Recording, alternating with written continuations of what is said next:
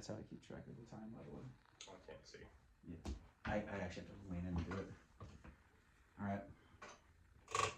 What's the name of this podcast? Cheers. Okay, so what I want it to be is called Businessmen Drink My Wine. Okay. From Jimi Hendrix. Along the Watchtower. Anyway, so it's like we're supposed to have wine, but we're not. We'll evolve. But the whole thing is. What? We can do wine next time. We're not that classy. Yeah. Wine glass. Well, that's what I want to do on Sundays because it's like Sunday supper, and we have wine. Got it. But okay, so this is how I started with my dad. I basically just said, give me like a quick snapshot of like where you went to school. Obviously, we went to the same place, and then and then what you currently do and like other little jobs you had. So like Carrie, you can. It's basically to provide background of like, hey, this person has experience. They've worked up. It's like, Oh man, that probably picked like what? Do you, That's Taco Bell right there, baby. Just some bubbles. what's your? So DEI, huh? Is that how we jump in? You know, securing the border. DEI. I really got that higher. I feel like I'm a female and gay. They really hired me for a reason. I would recommend going down that path. Take care of it. Yeah, it's like when you go to prison, you should go into the trans ward because Yeah. it's much safer. I look good if. I mean, I just have to get the tuck job. My boobs are pretty good though. But yeah, just do like, yeah, so like Carrie, like, oh, I started as a dealer, whatever, and then you're here, whatever you What are. kind of dealer were you? My title's changing like 900 every day. Nice. But and then just say now you're here. You don't have to talk to the camera. People will understand us. I mean, just go. Like, you want me to start? Yeah, sure. I did this last time, but I mean, I actually didn't because I'm not the center of this. My dad did. He talked for 10 minutes. I was like, yeah, Dad, quick recap. Yeah. No, we all went to UNLV, Yeah. and then you went to a couple of colleges. I went to a lot of colleges. Yeah, you're an educator. Yeah, educated. I was a failed actor for 10 years, but I started. My first job out of acting was the cold calling job in New York. I did that for 4 months and then quit. And then no, it was closer to 6 months. I mean, define failed because Ugly was pretty good. I mean, I technically am a failed actor myself. If anyone wants to look up Funky Monkey, Matthew Modine, Matthew Modine. Yeah, he was. That guy is still around. It was really good. Think But- of Air Bud. You did a lot of photo work to get to that point. You bet. Yeah. And they said, do not make eye contact with the monkeys. They ruin their concentration. But people, that's a real movie, so Yes. people need to look it up. And so I don't consider myself a failed actor. I thought it was very successful. But so I was successful in Brent's eyes, and then cold called, hated that. Went to get a master's degree, hated that. Came back and did sales ops, hated that. Worked for the federal government because my friends like you can get paid 6 figures doing it, and I got to the job and they paid me $59,000, and I was like, oh, so I did that for 1 year and then You hated that. yeah, then went to Comcast, hated that. Didn't you, I don't know if you need the government to know about it. Didn't you work in an FFL? I did. Maybe, scratch that, edit it.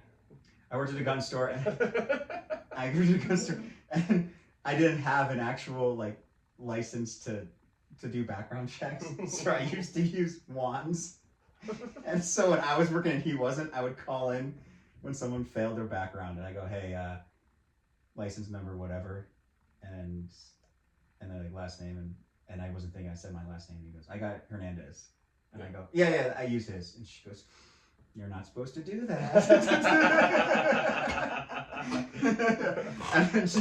and she goes, I got the guy. Okay, so he passed.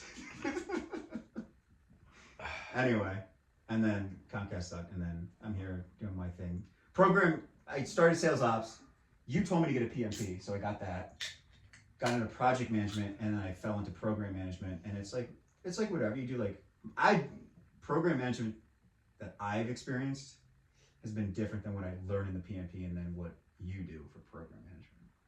So that's it. So you go, Carrie, since you're mic number 1. Oh, great. It's DEI, so it's you're Yeah. up. I grew up in the 2020s. And So yeah, UNLV, running reps, did not graduate, so don't have my degree in anything, but you're went the for most. physical and special education. Said I ain't gonna do that. You're like, and oh, then, should I try and learn the thing that I am? I did go for special and physical education. You know, classic lesbian that wants to take care of special ed kids. You know, just taking care of myself. After that, went to dealer school and started dealing in the casinos. Got all the games so that I could move up quickly. Went and started being a pit boss and stuff like that. Where'd you deal at? You were a pit boss? Yeah, I was. Oh. So I was in Erie. I dealt at the casino there, and then when I moved to Parks, when I went to Philly, Oh yeah. I started shift, being like supervisor pit, and then eventually ended up as a shift lead and did that there. About after a year and a half, 2 years, I got an opportunity to go back out to Vegas and do work with a gaming company. Am I allowed to say company names? I don't know. You can. Okay. If Shuffle you- Master? It doesn't exist anymore, so. What? It's not like you're. Huh? They They got bought by Bally's, and they got Oh, bought shit. by Scientific Games, and now they're Light and Wonderful. So they got bought like Jesus. 8 times. So did that. That was my stage name when I was a stripper. During that role, got to travel around, do a bunch of cool shit, train people at casinos, visit these guys all the time. You know, Chris couldn't get rid of me in LA. And then I moved to New York and got closer to you in Philly. Then from there, jumped into sales of table games and slot machines with DEQ, who got bought by Scientific Games. Got laid off from them because they wanted me to move back to Vegas. Said, I love Philly too much. Shit, then where'd I go from there? When did you? What were you before WorldPay? So then, when I got laid off from DEQ because I got bought by Scientific Games, I actually went to the country club space for like a hot minute and was selling director of memberships sales for a country club. I did that for about 10 months and then jumped back in going to WorldPay. So then I was with WorldPay. I remember. I was yeah. like living with you when you WorldPay were. You was- hated that job. WorldPay, good company, hated the job. It was not for me. So did that for a while. It was good money for where I was at in my life. COVID, I could work from home and travel around and do what I wanted. Road trip with Chris. And then after that, I got an opportunity to go to a sportsbook company. Probably won't say their names for reasons. But went to a I'm not going to sportsbook. say my current company. They'll be like, God, Went your to a- attitude does not fit our values. Okay. All right. Welcome to my life now. It's called LinkedIn, folks. Just like Mhm. But yeah, I did that for 4 years. I got stuck in a role where they didn't want to promote people within, and they were just a bros club as a female in a gaming space. It's tough. And then DEI didn't work. yeah, it did. What's this I about? really thought What is this female. about commentary? No. So what you're saying is they were wrong. So what I'm saying is I probably should have sued them now. Now and got they apparently said that I was making too much money and got let go from there, and then landed in my new job here. That moved me to Denver with these guys. And Nice. Yeah. And too much money for your job was still 70% of what a guy would make, Yeah. and that'd be fine. Well, it's probably like 72. That's kind of like it's very true. that's enough. Very That's good. enough. Whoa, this one can pay for everything. Yeah. Yeah. And Brent? got me here. Brent, once we get through this, then we can, all the next episodes, we can just chit chat, scatter back, Yeah. Mhm. if that's a word. The year was 2003. This is gonna start. No, so I did a circus carousel of colleges. I was 03. I actually went and played baseball at the University of San Diego. I'm gonna look you up right Blew now. my shoulder and hated it. It was a private Catholic, and there was only 3 entrances. Technically 3.5. There was a walkway you could go to the campus, and they're all guarded by guards, so you couldn't come back drunk. So put the drunkest in the trunk on your way in. So guess where I always was. Yeah. I remember the time you were in the trunk at Jack in the Box. I jumped out of the car. I became very familiar with that territory, the ins and outs. But didn't like that, so I ended up transferring back from Colorado. So I have lineage at CU, so I ended up going to CU for a year and a half. It was like, what do I want to do with my life? And love watching the Travel Channel and a Vegas week. So I always kept my love poker, love playing that, and I was like, I looked up UNLV, and they were in their very first year at the time of gaming management. So ended up transferring to UNLV for gaming casino management, and that's where I graduated in. Moved there in 05, graduated in 08. You know, took my uncle's advice and took it slow in college. And it was very well worth it. Yeah. But after that, man, it would suck because it was right in the heart of 08, gaming management. They laid off, graduated in May 08, in March of 08, MGM laid off like 430 managers throughout the company with the recession. All of those jobs were gone, so ended up just kind of trying to go get some more education. Went to San Diego State, got my MBA in finance, and then came back to Colorado in a big full circle back in 2010. Worked on although when I was at UNLV, my gaming experience, worked at Bellagio. I was a pit clerk on one of the future episodes. Have some fun stories. What does a pit clerk do?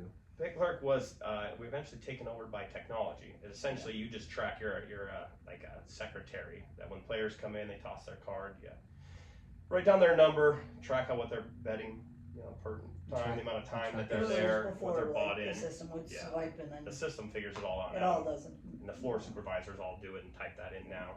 Wait, you said track the secretary? Well, no, I mean, it's like a glorified secretary. Oh, so okay. The player would Sorry. come in, and this was all when it was all I'm so handheld. dumb. So you would, no. No, you're nice.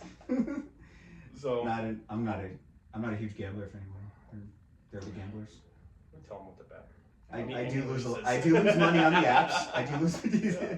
So no, but it was actually a pretty cool job. You got to see, you can look at all these different celebrities. Got to meet a couple different celebrities, but came back and just worked on a service desk at a transportation company. So people call in and gripe about their computers, and I go and fix them. And that eventually got into there was a big project that needed to happen, and jumped into project coordination, and kind of that's where I got down the project management train. Eventually transferred over to CenturyLink for project management, and then over to Comcast for originally project management. I got my PMP along the way there.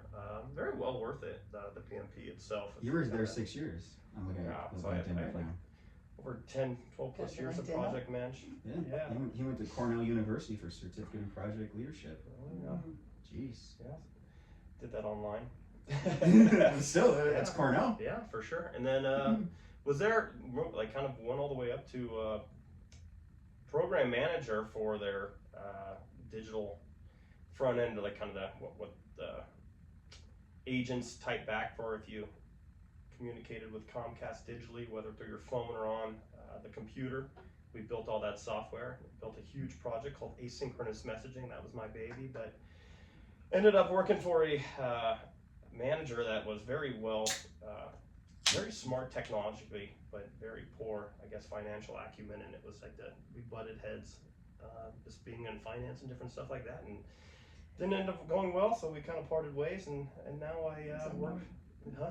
It's a normal career. Oh, That's yeah. right there. Oh, You gotta yeah. butt heads with somebody. Oh yeah, well it was a lot of just, I guess, I mean, I don't care if saying it here because it was just shady stuff they were doing, where it wasn't actual reporting and it was hurting the company. So it's like being an enterprise man trying to defend the company.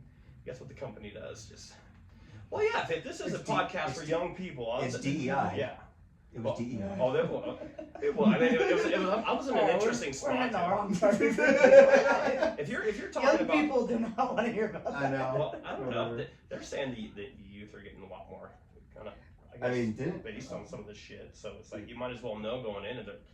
But like, okay, maybe not so much with you with your education background, but like in school. Granted, we went to school 15 years ago.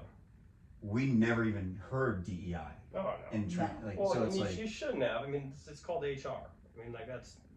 yeah. Be a good person. Be a good person to your colleagues, and then that's basically it. Yeah, I like mean, work towards a common goal instead of like, yeah. it's like, hey, I have a special, class or whatever. Like you should listen. Like, dude, the chief people officer. I was like, what do you do? Yeah. Like, like what? Well, I have a funny story. HR. It's Yeah. the chief of HR. Yeah. That's what that job is. Well, I mean, the hilarious part was when this first thing came out, I was like, what the hell is this? And I got a great story for like DEI, which is just kind of funny in itself. And so they made Comcast was really into it. And so outside of the money you spend sending everybody for like an hour of time here and there, 2 hours, a full day on all this different stuff that like they could be working, but it's like, how much do you make per year? How much you make per hour? Add that all up, and then you're just kind of throwing it away for certain people. And some people loved it. Like, it was like, I mean, a lot. Comcast, there were some people that just kind of really bought into it, and I was like, I was forced to do it. And it's like, eventually, after like year 2 or 3, they kind of were like, it's kind of voluntary. But I'll never forget the very first one. They had this Asian guy talking about, he was talking about internal biases on like DEI, and he goes, so, you know, I used to be a college professor of law, and so I'll never forget, you know, the very first day, people are walking in, and they're looking at me, and they see the guy at the front of the class, and this Asian, and he's like, I could just tell, like, the internal bias that they had of, like, well, I was like, aren't you being biased on what they're thinking? I was like, there's a dude in the front of the classroom, I would assume that he's a professor or he's an idiot when he's standing there. I was like, you're biasing what all of these people are here when you're claiming that they have a bias on you. And I'm like, that's so stupid. Hypocrisy. Yeah. But I mean, I've always been built on just meritocracy. The best should get the job. And like, I get for companies too, like, there is a good portion where you should have demographic, like, different than yours, where it's like, hey, there's a market here that we can capitalize on. I don't know anything about lesbian gamblers, and say that you love cricket. You know what I mean? That's exactly what I love. I would open up a whole different like kind of area of that, and I would softball type stuff, you know. Yeah, like that's field right. hockey. See, that shows my ignorance. I'm like, definitely, I can open all these softball markets and softball props, and it's like, boom, I've got all the lesbian gamblers on my site. So like, I get that. Like, but there's portions that are involved, and there's other portions where it doesn't make any sense to where you're hiring like based on something that you can't control of skin color, age, all this other shit. But it's like, I don't know. That's my 2 cents of kind of some of that shit. It's funny that they say, let me give you my 2 cents, but other people say, in response to that, penny for your thoughts. Someone's making a penny. Yeah. Can I change your mind? That's a Stephen Wright joke. Stephen Wright, comedian in Boston, old school. But anyway, I thought that was funny. I always heard that. I always remember that. Someone's like, let me give my 2 cents. And I go, yeah, but I offered a penny for your thoughts. So. Take the it's like a Jono joke. You would. Jono's used that joke. I'm sure. The best is that Jono, he talks about, like, he'll say things like it's from him, but it's routed back to some TV show or movie. Really cool, yeah. And you're like, oh my god. You know how many times I've had to introduce Jono to people and then explain to them that, like, they're like, why are you laughing at that joke? I'm like, I've heard it for the last 20 years. It's the same joke every time he meets people, you know? Love him, but I've heard it.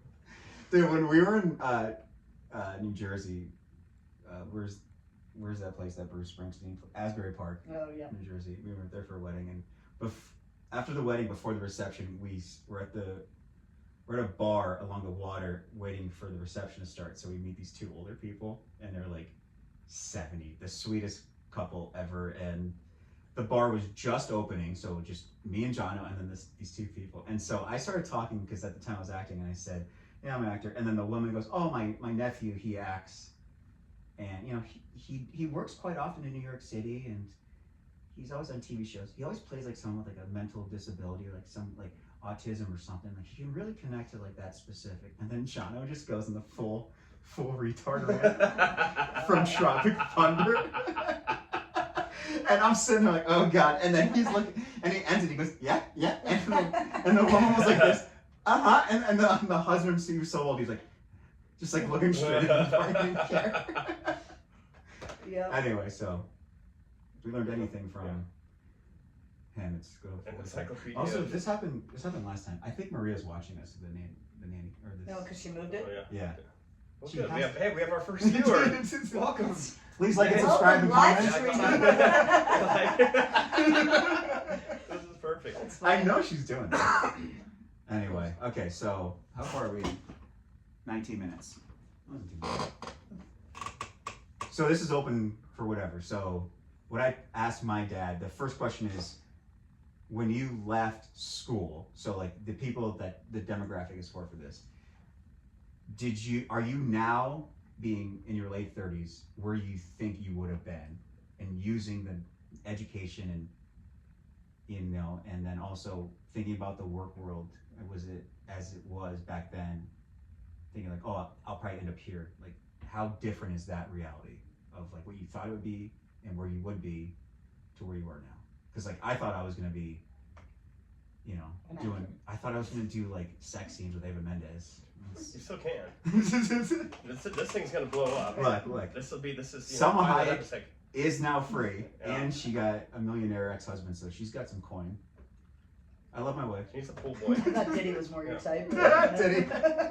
Still is. You know, I'm allergic to baby oil. I just can't deal with it. So yeah, Carrie, like, obviously you started in special education and education in general. Now you're VP of VIP. I didn't know where. Just adding letters. Didn't know where I was going to be.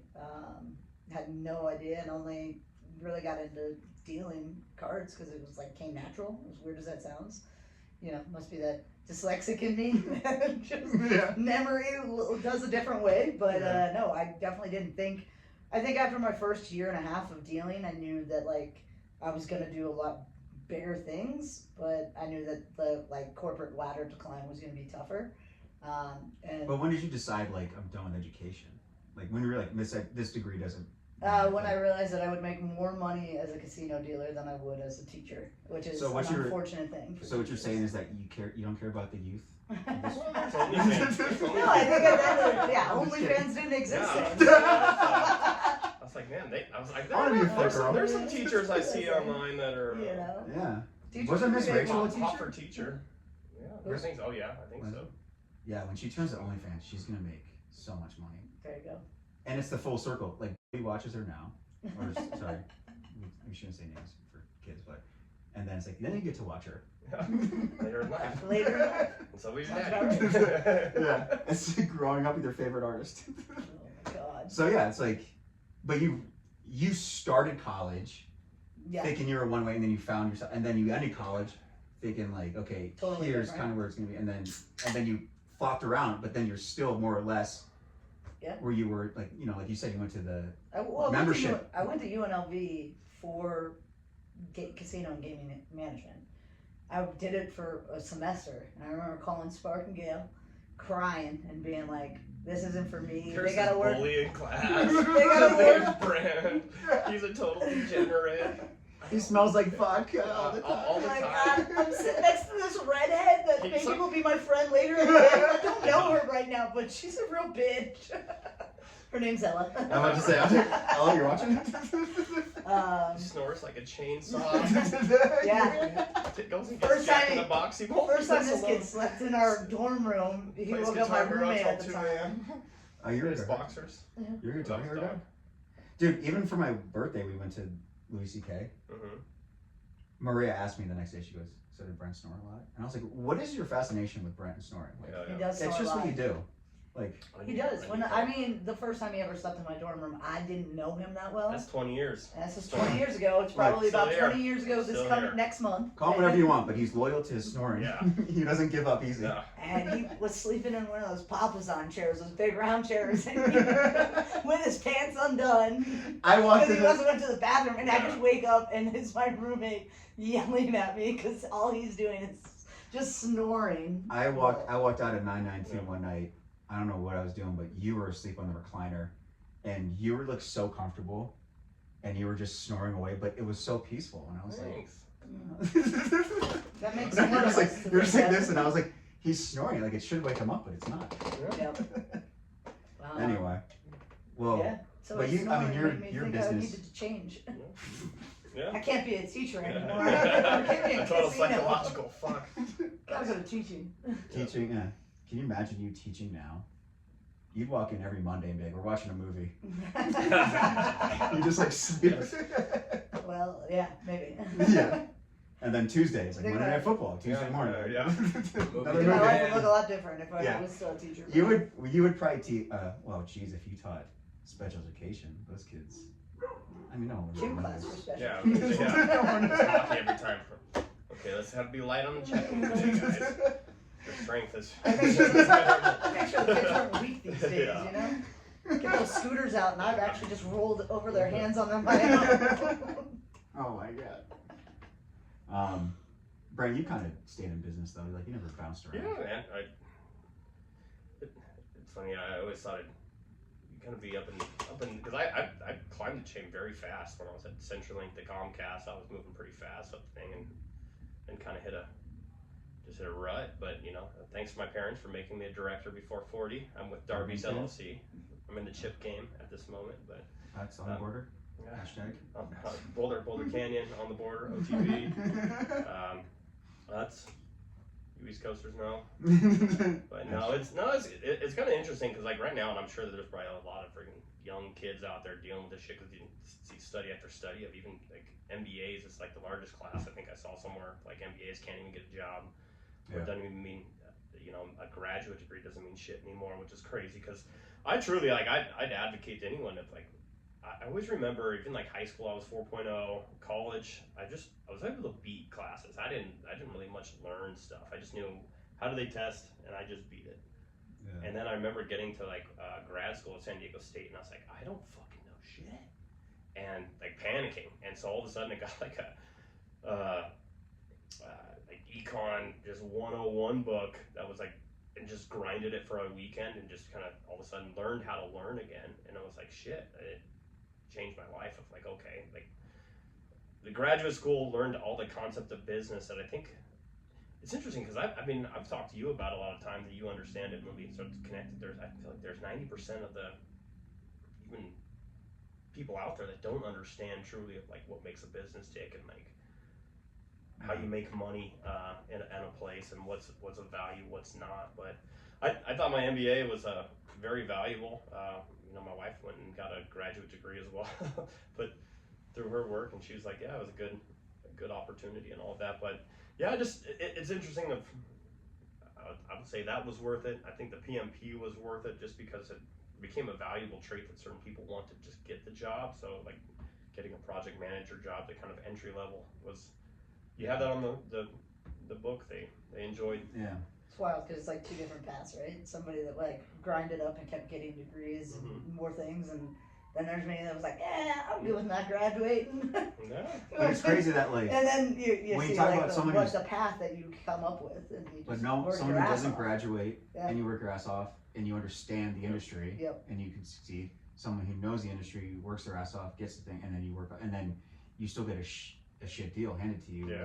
Like, but then, what's funny? You said like after college and like beating the system, beating the test. Like that's how I was. Yeah. Because I was, like, I didn't even try. I actually I tested myself in college at UNLV. I didn't buy one textbook my junior or senior year, and I go, let's see how good I can do. And I graduated at 3.6 overall, 3.3 in business. So I didn't get the accolades, but I was like, that's great. Like, it's crazy that you can just beat the system. But then when you get to your master's, then it's like, here's where it applies. Yeah, because there are so many things that are like, you should know this. And I'm like, I don't know that. And it's not in my book because that book, you should know this going into this book. And I'm like, I don't know that shit. So I had to go and like kind of, I remember panicking so much and then eventually kind of finding my own. Because all these other kids were smart as shit that were there too, and they knew it. And I'm like, but that shows like you also have to like adapt as you get older, like Amen, of the way you learn. Yeah. Even when you switch jobs or roles or careers, you gotta like adapt how you're gonna learn. But how you're different? Gonna learn different ways as an adult compared to when you were 18. Yeah. Like when you start college versus when you get out of college. But also working at different jobs, doing the same role. Yeah. I think you do it in a different way because, like a project management, just to keep it base, it's like a project manager at CenturyLink is different than a project manager at Comcast.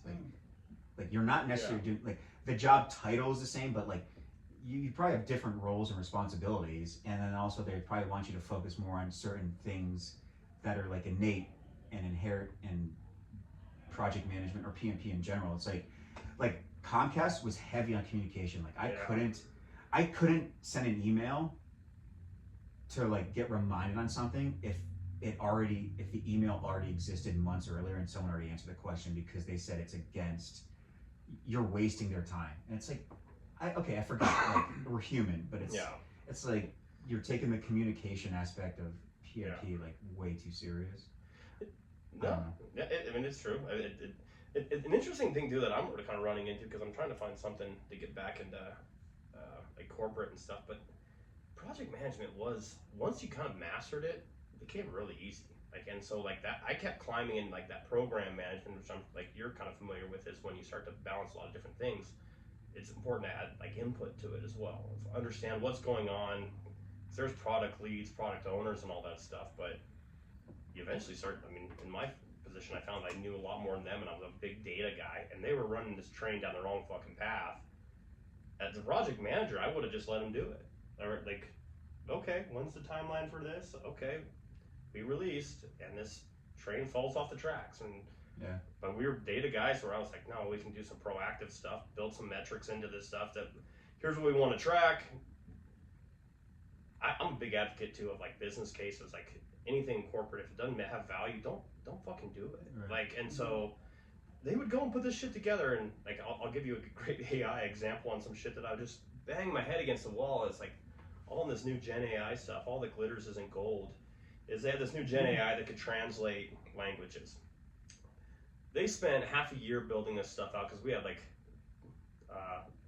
it was all offshore. Like 95% of their agents are offshore. Well, they wanted to make sure that like they could communicate Spanish to English. I'm like, you don't. Your front end, first off, our XA, our customer side, doesn't have anything on their roadmap to be able to translate in the first place Spanish. So why even go down this path? Because they had to have English to get in the first place. But then that was like under like 1.5% of our customer base was like actually speaking Spanish or doing some of this stuff. But it demoed cool. It was new Gen AI. They spent a couple million to go and produce this thing and build it out, and it demoed really cool. It's like, look at all this stuff. It's like, you just wasted a couple $1 million for 1.5% of your freaking audience. It's like, you're so stupid. Like, but that was what's, I guess transitioning that project management into understanding a lot more of like your. The thing that could come with that though is like, yeah, only 1%, but like think of how much more you could gain if you do offer that service of like the Spanish language, because like that's something that I learned recently is like I just hired the account manager in Mexico. I didn't even look at how many people in our US market actually they have their settings as preferred Spanish. So like Chris was actually in a suite with me. I remember we went to the Nugget suite there was somebody in there that only spoke Spanish, and it's like I didn't even think of this whole group of people that are literally in the US that I'm not touching as like client base that could be bringing in more money, or they tell their friend like, hey, they have a Spanish speaking like assistance, whatever it is. It made, when I realized that, I've now opened up that 170 people in a very small group of people that we have right now for VIPs are actually going to get service from our Spanish speaking account manager now, because we have that opportunity versus, we're not spending extra money because we're using somebody that we already did, but that's not saying that I wouldn't hire somebody in the future of like having the opportunity to build into a different market in the US even. For sure, yes, and so ours was interesting because ours was timing based, where it was like our front end, where the customer came in, didn't have on their roadmap Spanish speaking. So they had to have been English to come in and get in there. If they were going to do that, absolutely, I agree that we can both have like Spanish. Your problem with like Comcast is you have all these CRMs and different stuff that are still English. There's going to be some translation stuff that kind of comes in on the website. Are they able to translate your services and all the different stuff to Spanish? It's a full endeavor where you've got to have every roadmap say, hey, we're going to attack the Spanish, because it's not just one thing that we're doing. And so like another thing that they're doing is like even third world agents that English is a second language agents cost more than people in India that would speak just their native, like, I don't know what's the native language in India? Indian? Indian, whatever. Farsi? No, it's not. Farsi is Middle Eastern. So, but the kind of Give that a Google. well, that was what's funny We're all too. sounding real educated now. Hindi is the most widely spoken language. Hindi. So that's what's funny is Hindi agents were actually cheaper. Another third world thing that Comcast was just like, everything is about budget, so I'm not gonna rip them on that, because I agree of just like cutting costs and being the most efficient. But again, your CRMs and all of that stuff are in English still. So you have a Hindi agent that, cool, I can type in Hindi, it translates to English. I can communicate with a Spanish speaker because it's communicating and translating that to Spanish. But say they have a problem with their modem, my Einstein, which was their CRM, is in English again. So you have to go and translate that all to Hindi. There's so much involved with this big picture, and I slammed that in front of him like, it's not gonna pan out right here. There's just such a big lift, and so it's understanding kind of that big picture, which was I was able to kind of do, like, I guess in that sense, and I don't know, it just kind of evolved from. I always say this, and maybe this is something that you guys are probably familiar with. Is like, it always took like 3 months when I got a new job to understand what the hell I'm doing there. Where it's like, you got to figure out where that is, who's involved, and all this stuff. I'm 15 months in, and I'm still questioning. Yeah. But I would always say it's like 3 years. The thing is just act like you know it. Yeah. Fake it till you make it. It'll get you farther. But I felt like at 3 years, you really had a grasp of everything. Where I was like, I just remember being like, both on CenturyLink and then both at Comcast, where it kind of just randomly clicked. And it's like, I fucking know a lot. And I'm like, okay, like, I can manage that shit. So I called my insurance company in Los Angeles, and it was like 7 p.m. LA time, so it was like an agent in like wherever, India, whatever. And he's like, hello, thank you for calling whatever company. My name is Kevin. And it was like such a shitty day, and I was like, I'm so tired of being nice because I was waiting tables. And I go, come on, man, what's your real name? and he goes, my name is Kevin. I go, no, I know that's the name that this company gives you, but like, you know, what does your mom call you? and he was like, cool, but he wouldn't say anything because he has to be in a script. But you know, you're just like, God, I don't know. Some business they just obviously fake it in front because they just want to get the bottom line. But I was like, come on, man. I was like, you probably got kids. I was like, you're probably working from your home. You're probably holding a baby right now. I don't know it. But yeah, the whole thing of like, there's so much involved, and then I feel like people say, they're like, yeah, that's a great idea, but no, we want quick wins. I feel like everyone just wants a quick win, and they don't see the full thing. Even though the higher ups give you a 3 to 5 year strategy plan, and it's like, okay, so this will take that long to get to what you want, but it's like you just want a bunch of quick wins to what? I mean, they got to answer to shareholders. Yeah. I get it, and it's the stock price, and every quarter they got to do something, whatever, like all that kind of crap. But I actually find like in corporate, this is my big picture thing. In your PMP, it's like, and you always like they talked about the business case, and even come from an MBA standpoint and finance, that there should be a business case and driving value. My experience in corporate is they don't fucking care. Like, I mean, you hit it right there. It's like, you want this, they have an idea. Yeah. I've got a budget, go push through that. And I'm like, well, where's the value?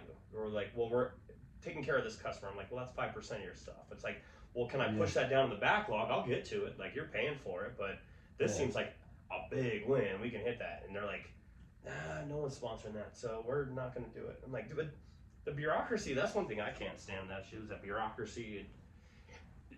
Just because I've met some very smart people that were higher ups, and I met some very people that just been in the game too long that just didn't understand it, like where they were dumb in that, but they had power. And it's like, I think more than anything, going back to that new kind of random concept, and you probably ran into this a ton, it's just people, I never understood it, just because it's not me, but power is a weird concept, and some people take it in so many different ways, and that, like, I've met some people they're nobodies with power, and they're just fucking assholes, and you're like, brother, like, you're an idiot, like, you don't even understand half these things. I can run circles around you mentally, but you have power, and now I've got to fucking do this shit. It's like, especially in like our kind of jobs where it's the old school people, they don't understand the technology and the AI, but you know, it's like those are the higher ups, like, you got to do it, and they're just like, that doesn't do anything, and they're pretty much just keeping it status quo until they retire, or they care about their pen or their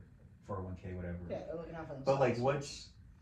But like in the gaming, like how different is it? Like what percentage of the gaming and like the influence does AI and all tech have when people are just like, okay, I know about gambling and the odds, and like, what is that balance of like new technologies to just the structure of and the history of just gaming in general? Like, I mean, I just think gaming is just, it's evolved so much in the last 4 or 5 years just alone, because of like, people don't do brick and mortar as much anymore. Why would I go to a casino when I can sit on my couch at home and play blackjack, and you're also still playing against live humans. You know, you got a live dealer, got humans that are involved in it. It's not you're playing you against a computer. So the development of that alone has changed everything. Like it's changed, and then you go to even influencing and all these things online that were, you know, if you would go back even 7 years ago, you would see like a crazy little like half-assed website that would give you odds. First now, there's influencers that are giving you odds, and you can go and get Do you follow those influencers? You can buy. There's a couple I have. You can buy picks from sharps and stuff like that. Like there's like so the much Rocket that's Man. changed in even 5 years. The Barstool Rocket Man. Oh, God. Oh, Barstool. The Barstool Rocket Mans are good. The DraftKings stuff. They're funny. When they got that guy. that suits on. We're going. You keep showing Rocket me is a stuff, and I'm hell of a like, game, I'll tell you. And That's these one guys of the Yeah. interesting games to I'll watch never how forget much you. it developed and like how incredible it How got. crazy is Barstool? Because it started in Massachusetts. Yeah. What, 2005?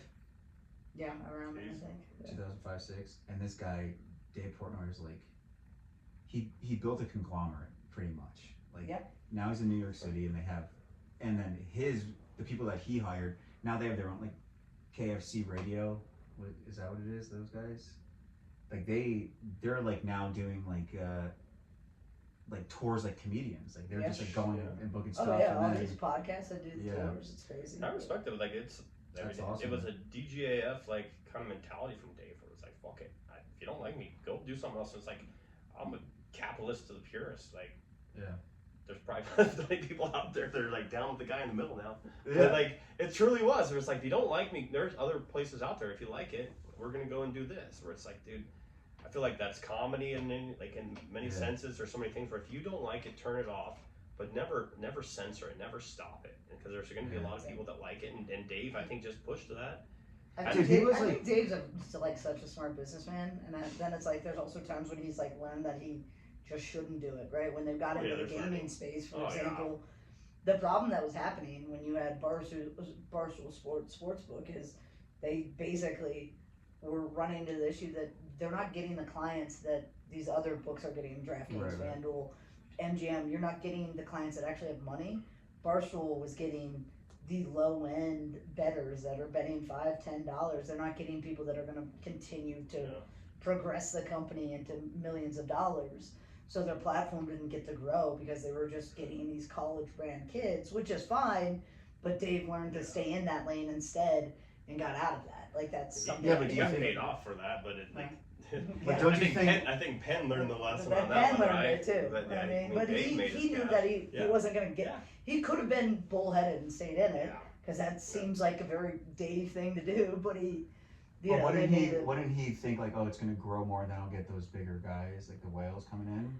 I just think you have to learn that like his already the platform that he built on social medias and everything else had built this young demographic. Like you're not gonna get the guy that's 50 years old that has a shit ton of money that's betting $10,000. So what you're saying is that Jeff Bezos won't watch this podcast.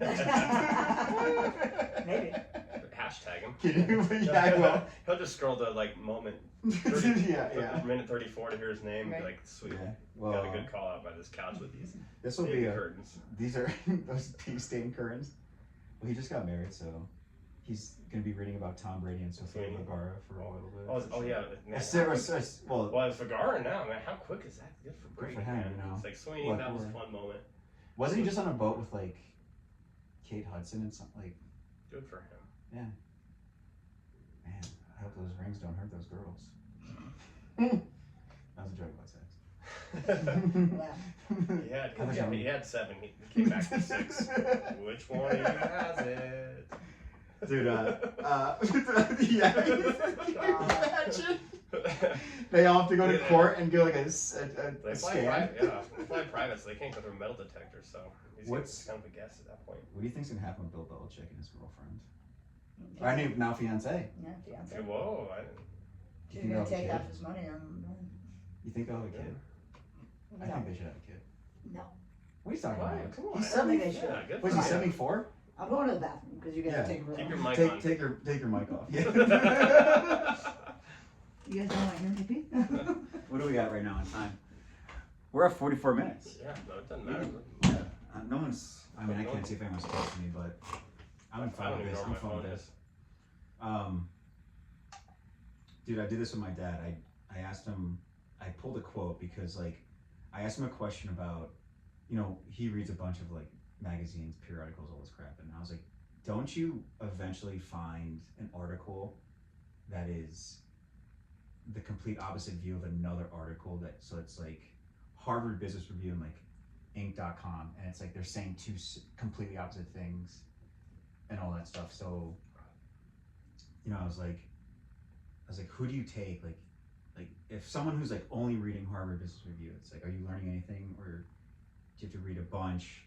But then also, what if they're opposing views? And it's like, so then what do you take then as face value? You take it as face value. It's like, is this more reputable than that one? And like, you have to research the author and see like, are they better? But I don't know what your thought was on that, because I am struggling with that, because I'll read stuff and I go, whoa, I just read something 2 months ago that said the complete opposite. No, I mean the cool thing is that I've read about like just even this new generation that just is not, because of the evolution of the internet and like even just different browsers outside of Google that are trying to bias stuff that they've learned, where this generation's able to research and find where there's no bullshit in something that seems like there's bullshit in. And so going back to random things that you learned, I'll never forget that like the best class that I ever took, and I think for Evolve, like was at UNLV, was logic. And like a logic class? A logic It's class. called logic? Yeah, like it was involved like What a logical name. yeah. But it's one of those, it's very simple to where it's somehow sunk in my brain of like, if A plus B equals C, then blah blah blah has to equal, and so like which of these is a fallacy, which you end up with they'll end up on tests giving you just kind of hypothetical situations, but you're just breaking it down to A, B, C, and what kind of evolves to it. And you can apply it to the freaking political realm, you can apply it to just even the business realm, where something doesn't make sense, question it. And like this, But a lot of people look at the answer and say, okay, I'll go with that, and they don't see how you get. But that's lazy, and that's the thing, is how you get ahead of them, and why those people that just go with that answer is where you eventually, even if that company shuts you down, there's gonna be a new company that's up and coming that hopefully you get in at ground level and they buy it out and you've got your shares of that shit. But it's just true. There's so much like logic involved to where going back to your thing of what's bullshit and what's not. It's I read Barron's like on a weekly basis, like which is a financial magazine newspaper, and so there's some stuff in there and they're just kind of applying it to companies. There's certain principles and financial aspects that make sense in it, but like there's certain things that are kind of bullshit that you can kind of look through there. There's certain people I've been reading it for shit 8+ years. That was one thing when I was my MBA, they always like advise like read Barron's. I had to read Financial Times every day. And so like the same with that, Barron's will have something, the New York Times will have something, and so you just kind of have to read through it, see where companies are going, and see what makes sense, because there's certain things where people will say something, and especially everything's so politically like motivated, even in the business world now, to where it's like, but they're still fucking making money and people like it, even whether it's against your beliefs or whatnot. And so you kind of have to read through the bullshit of it and do your own research. And there's someone out there that's kind of understands what's going on. There's a lot of smart people that love to, journalists that get beheaded in Afghanistan. This is my fourth one. Sorry, I was over here doing the sound. Oh my god, Mike's you not finished all of them. Yeah. I was like, I hope the mic's not picking I this know, up. we gotta finish soon because I'm almost done with mine. Yeah. So you should have run more up. But no, it's, I mean, like, I guess. No, one more left. I guess Should I have done it? Yeah, No, yeah, shotgun. yes, you Show should. really what I learned at UNLV. You get it over the baby's crib, Yeah. and Maria's like, what's going on? Hey, Maria. No, but That was Chris. No, but I'd be interested to hear what you even say. Like, Carrie, I always love your industry because I'm a degenerate. But no, it's just going through and just seeing what's real and what's not. You know what I mean? Of why are they saying this company's bullshit when all of a sudden Black Friday they've got a line, wrapping around the block? And it's like, well, something's not right there. Whether Well, I learned in DEI it's African American Friday, but continue. Oh, sorry about that. Yeah, funny story about Comcast. This is what's great. Dude. No one's gonna I'm not watch allowed to be on this. this Yes. podcast. No one's gonna watch this. It's Yes, fine. yes, My dad's gonna watch yes, it. yes, yes. Funny thing about Comcast is like you couldn't. You have blacklist, whitelist. So like they whitelist these pages, let them through. And all Yeah, that stuff. yeah. You couldn't call it a whitelist. I'm like, Oh my god. what? They're like, this is the Comcast. approved list. I'm like, shut the fuck up. Like the approved. And like, Oh my god, I use that all the time. That's probably one of the things I got dinged on. dude, it was 'Cause I like, was dude, like- this is like, dude, this I this say group was whitelist and whitelisted. blacklist emails because Oh. people had to sign into our Wi-Fi, and I go put their emails. So I was like, these people, like in Philly, Mhm. we had the Comcast building, and there was like a Sheridan or something there. Why is it And gotta I be Philly? Do we have a demographic there or something? That's the headquarters. go- But no, I go, these are the owners. These are the owners and the managers of the hotel. Like they have to be whitelisted. I was like, no matter what, just send them through. No one said anything. Well, I mean, I did say, I go, blacklist those guys. You think that was bad? They might have picked up on that. Yeah. But yeah, anyway, Carrie, Yeah. how was your pee? It was great. Now I'm No, over maybe I Mike's asked- not picking it up. Yeah. I actually filmed something in LA. My buddy Justin, he went to the bathroom and we picked up all the audio. Yeah. while he stood in the I was bathroom. wondering, sure? even though my mic was outside the bathroom, if you Even could though hear you can this, still hear the it? flush. Oh yeah, you can still. I actually, that's why I have this here. I can see what's being picked up. So when I speak, right now, it's only me. But when Brent speaks, oh, right, there you go. Your mic just picked up my voice. Anyway, a little inside baseball. Oh, the angelic, that's an angelic symbol there. I asked Brent about like when you read like articles and stuff, and like they have like opposing views and like some things. Obviously, depending on what you read, it could be so biased. But Yeah. like, is there anything in the gaming industry where it's like, oh, this is super biased? Like, is there like an ultra lib gaming magazine, and then like Red Yeah. State Racket? No. No. No, I don't think there Red is. State Racket.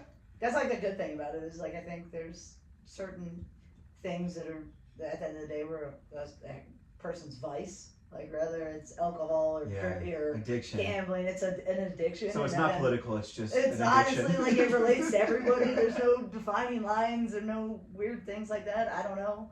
That's just my opinion of it, but I think that like it can fit to everybody. So I don't think there's like this like demographic or political stance on any of it. I So think. it's like whatever someone reads.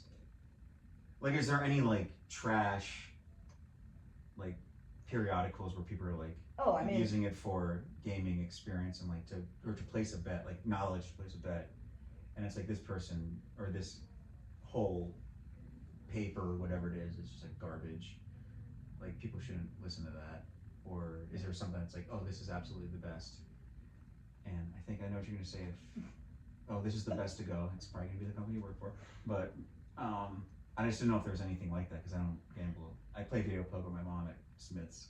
yeah, I think the hard part right now, that's actually like very hot subject in the industry right now is there's a lot of companies and newspapers that are writing articles about VIP programs in like that I'm like not that I'm involved in now, but that I've been involved in, and they literally just bash them saying that they're taking advantage of people and incentivizing people to lose lots of money, which it's not the case. It's just part of the industry. Yeah.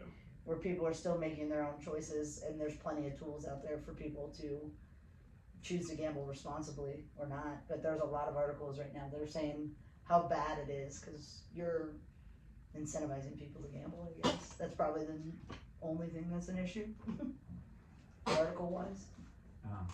That's Everybody else just likes to liberal gamble. propaganda. Everybody just likes to gamble. I mean, who doesn't? All right, we're at like 55 minutes. I'm gonna do something. Okay. I wrote this down because I watched the comedian Jim Jeffries. He had a podcast called I Don't Know About That, and he would get professionals from all different industries, and he'd be asked a series of questions by his co-host on the topic of the professional. Okay. So Jim would have to answer them to the best of his ability, and then the professional would say, what the actual answer was. So he had this guy. He was a psychologist, and he specialized in sleep, so like dreams that you have. So I bought his book. He's from England. This book is awesome, but I got rid of it because I'm a hoarder. Anyway. Say what is it? It's called 100 Most Common Dreams and What They Mean. It's by this guy Ian Wallace. So I wrote down a few. Yeah, look it up. Maybe if I edit this, I can put I could put his book like right here. Just put it in front of my face. Nobody needs an artsy spit stains in my sweating. Oh, you look good though. No, you look nice. No, that's all right. So they're not sweaty. They're nice. All right. So I'm gonna give you guys a couple topics of a dream, and you let me know what you think they mean. All right. Oh boy. So if you have a dream about your teeth falling out, what does that mean in your waking life? He calls it the waking life. So like in your real world, like what do you think that means? Isn't it supposed to be like loss? I feel like I've read that before. I've Googled it. Close, yeah. It's like loss. About, it's like job loss. loss, career loss, right? Some big change happening, right? Something like that. Do you have an idea? I didn't brush my teeth at night.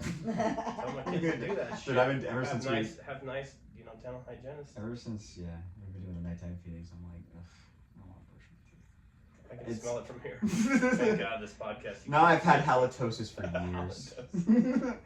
It says something is challenging you and making you lose your confidence. So I guess so. The whole thing is like the teeth. When you smile, you're showing confidence. So if you lose your teeth, like you don't want to smile. So like that's the logic. Okay, here's a good one, Brent. You can relate to this. What does it mean when you have a dream about being naked in public? Hell yeah. I'm naked in public. No, all those nitro extravaganzas. Like, wait a second. Have you been to the 992? You haven't ran down the street? No. You know the crazy dream that I always like randomly have is like I used to sleep naked until my kids started getting mobile, and then all of a sudden it's just like, bro, I can't just be waking up naked. Yeah. They come barging in. Yeah. But it would always be like I and it's weird because I'm in this between realities. So I'm usually like sleeping next to Katie, but I figure it's like someone else, or like I'm on like a golf trip and I'm like, why am I naked next to like my bro? I'm like, I gotta sneak out into the bathroom like to try to put some clothes on, and then I find like reality kind of kicks in, but I don't know what it says. You feel vulnerable and exposed, perhaps entering a new situation like a new job or relationship. I would feel like insecure. So it's not Katie next to you, it's another girl that you're starting to my uncle asked my grandfather, when my uncle was younger, and because where we lived, people had like a side piece, like Italians. You have a gumar, you have a side piece. A Goomba. No. Isn't it a Goomba? Aren't the Goombas from like the Super Mario Bros? Yeah, it's a Goomba. The mushroom looking thing. It's a Goomba. Yeah, but aren't the Goomba Island. Goomba is different than a gumar. Yeah, I know. A gumar is like a side piece. What's a Goomba? And so a Goomba is like my cousins EJ and Sean at my wedding. Oh yeah, the Goombas. The Goombas, yeah, like just like idiots, and no, they're great. They're great. Sorry, Nancy, their mom. A Goomba. Jeez, lost my train of thought. Gumar about side pieces. Oh yeah, so my uncle's like, do you have a side piece? And my grandfather goes, I got one pain in the ass. What do I need two for? Yeah. Classic Dominic. That's real. Okay. All right. I'm gonna name off like 5, and let me know which one you want me to read. You're unprepared for an exam. You're falling. You have an out of control vehicle. Surrounded by snakes. You're back at school, or you're pregnant. You want me to read the pregnant one for you? I ain't gonna be pregnant. I watched the movie Twins. But not Twins. What's the other Arnold one? Expect like. Get Shorty? No. When Arnold's pregnant.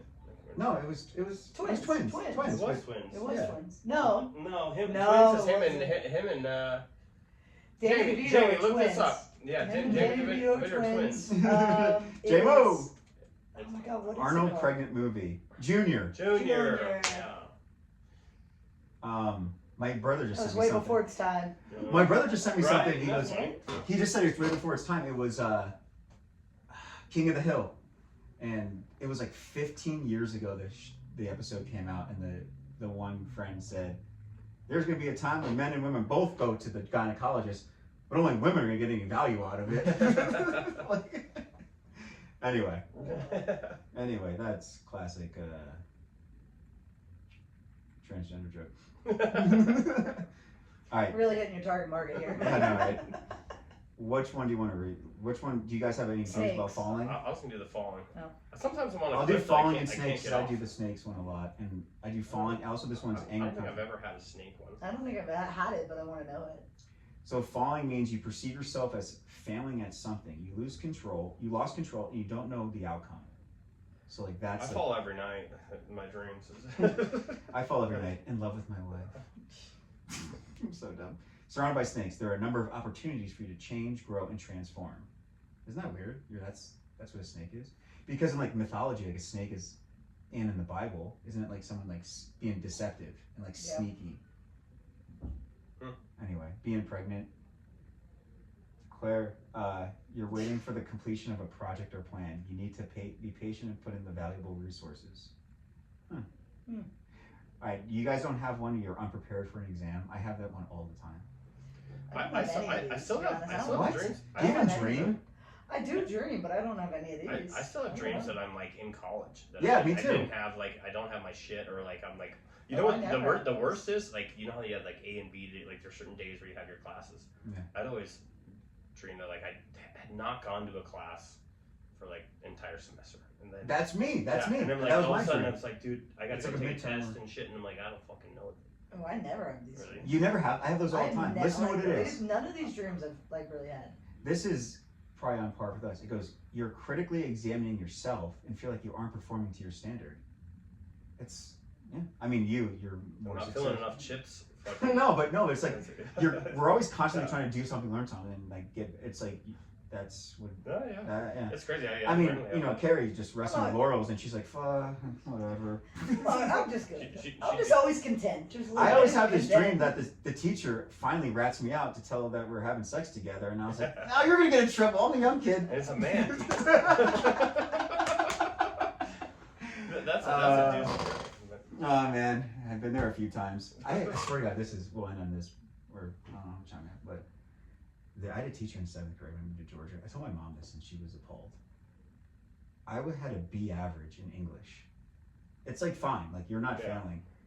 And she would tell my mom that I wasn't doing well and I had to stay after for like study sessions on Tuesdays and Thursdays. And I was like, first of all, I hate like English literature. I hate reading and like, oh, find the adjective. And I was like, this is so Next to weird. us. Yeah. And so I would stay, and then I don't want to say her name, but she wore like the Hillary Clinton suits, you know, but like no shirt underneath. And then she would like do this and like look at me like at the table, and like she like leaned down and it would just like expose her boob. And I was like, oh my God, her boob's out. Was And this when you were a little chunky? I was I was in 7th grade, yeah. She was probably like, this little chubber. And I was like, I think she was like testing me. And my mom's like, no. And I was like, I had a B average. Like, why would I be doing after school? And it was just me and her, and like, no one. She would close the door. I was like, this is weird. And I should have shot my shot. God, she was 20. She was like 26, 27. Damn. I mean, now I'm 38. I wish 26, 27 year old. Anyway, has nothing to do with business, but on the path to don't sleep with the Don't professor. take temptation sometimes. Deliver us from evil. Amen. I don't know. Anything else you guys want to talk about before our next episode? This is fun. No, yeah. I want to keep doing We this. can keep going. Well, no, not today. We gotta go back to yeah. your. Yeah. Sunday Before summer. Katie. But yeah, it's my phone wherever I find it. It's probably Okay. going where the F are you? Oh, Claire just texted me. Yeah. We're getting yelled at. All right. Okay, what All right. Katie Until next time. 4:30? Oh shit! Yeah, Katie said. It's 4:30. is Yeah. requesting us. It's 4:30. Yeah. Yeah. Oh wow. Okay, let's go. Okay.